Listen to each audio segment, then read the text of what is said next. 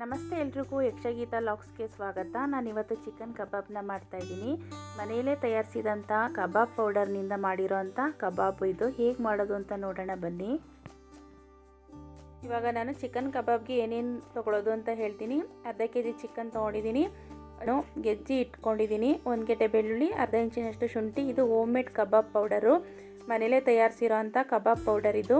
ಹಾಗೆಯೇ 1-2 ಸ್ಪೂನಷ್ಟು ಅಕ್ಕಿ ಹಿಟ್ಟು ಹಾಕ್ಕೊಳ್ತಾ ಇದ್ದೀನಿ. ನಾನು ಯಾವುದೇ ಕಾರ್ನ್ಫ್ಲೋರ್ ಆಗಲಿ ಕಡಲೆ ಹಿಟ್ಟಾಗಲಿ ಹಾಕ್ಕೊಳ್ತಾ ಇಲ್ಲ, ನಾನಿಲ್ಲಿ ಅಕ್ಕಿ ಹಿಟ್ಟು ಮಾತ್ರ ಹಾಕ್ತಾಯಿದ್ದೀನಿ. ರುಚಿಗೆ ತಕ್ಕಷ್ಟು ಉಪ್ಪು, ಹಾಗೆ ಒಂದು ಮೊಟ್ಟೆ ತೊಗೊಳ್ತೀನಿ. ಒಂದು ಮೊಟ್ಟೆ ಹಾಕ್ಕೊಳ್ತೀನಿ. 2-3 ಸಲ ಚಿಕನ್ನ ಚೆನ್ನಾಗಿ ವಾಶ್ ಮಾಡಿ ಇಟ್ಕೊಂಡಿದ್ದೀನಿ. ಇವಾಗ ಇದನ್ನೆಲ್ಲ ಹಾಕಿ ಮಿಕ್ಸ್ ಮಾಡಿ ಅರ್ಧ ಗಂಟೆ ಫ್ರಿಜ್ಜಲ್ಲಿ ಇಡ್ತೀನಿ.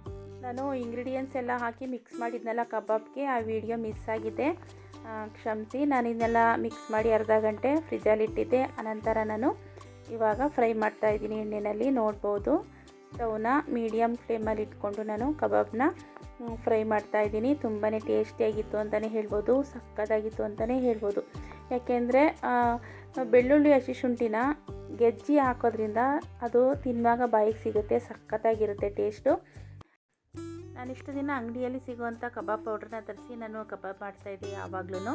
ಈ ಸಲವೇ ನಾನು ಹೋಮ್ ಮೇಡ್ ಪೌಡ್ರಿಂದ ನಾನು ಕಬಾಬ್ ಮಾಡ್ತಾ ಇರೋದು. ತುಂಬಾ ರುಚಿಯಾಗಿತ್ತು, ತುಂಬಾ ಸಖತ್ತಾಗಿತ್ತು ಅಂತಲೇ ಹೇಳ್ಬೋದು. ನೀವು ಒಂದು ಸಲ ಟ್ರೈ ಮಾಡಿ, ತುಂಬಾ ಚೆನ್ನಾಗಿರುತ್ತೆ. ಅದು ಅಲ್ಲದೆ ಹಸಿ ಶುಂಠಿ ಬೆಳ್ಳುಳ್ಳಿನ ಗೆಜ್ಜಿ ಹಾಕಿ ಸೂಪರಾಗಿರುತ್ತೆ ಕಬಾಬು.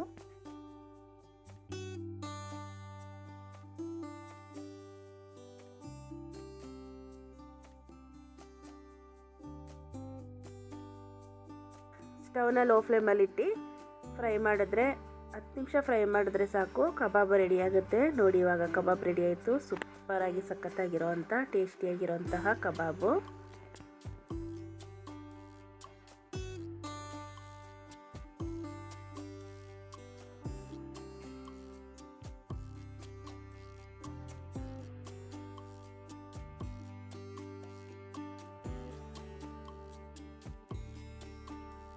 ಫ್ರೆಂಡ್ಸ್, ಈ ವಿಡಿಯೋ ಇಷ್ಟ ಆಗಿದೆ ಅಂದ್ಕೊಳ್ತೀನಿ. ಇಷ್ಟ ಆಗಿದರೆ ಪ್ಲೀಸ್ ಸಬ್ಸ್ಕ್ರೈಬ್ ಮಾಡಿ, ಹಾಗೆ ನಿಮ್ಮ ಫ್ರೆಂಡ್ಸ್ ಆ್ಯಂಡ್ ಫ್ಯಾಮಿಲಿಗೆಲ್ಲ ಶೇರ್ ಮಾಡಿ, ಲೈಕ್ ಮಾಡಿ, ಕಾಮೆಂಟ್ನ ಮಾಡಿ, ಹೀಗೆ ಸಪೋರ್ಟ್ ಮಾಡಿ ಅಂತ ಕೇಳ್ಕೊಳ್ತೀನಿ. ಇಷ್ಟೊತ್ತವರೆಗೂ ಯಾರೆಲ್ಲ ನನ್ನ ವಿಡಿಯೋ ನೋಡಿದ್ದೀರೋ ಎಲ್ರಿಗೂ ಧನ್ಯವಾದಗಳನ್ನ ತಿಳಿಸ್ತಾ ಈ ವಿಡಿಯೋ ಎಂಡ್ ಮಾಡ್ತಾಯಿದ್ದೀನಿ. ನಾನು ಮತ್ತೊಂದು ವಿಡಿಯೋದೊಂದಿಗೆ ಸಿಗ್ತೀನಿ.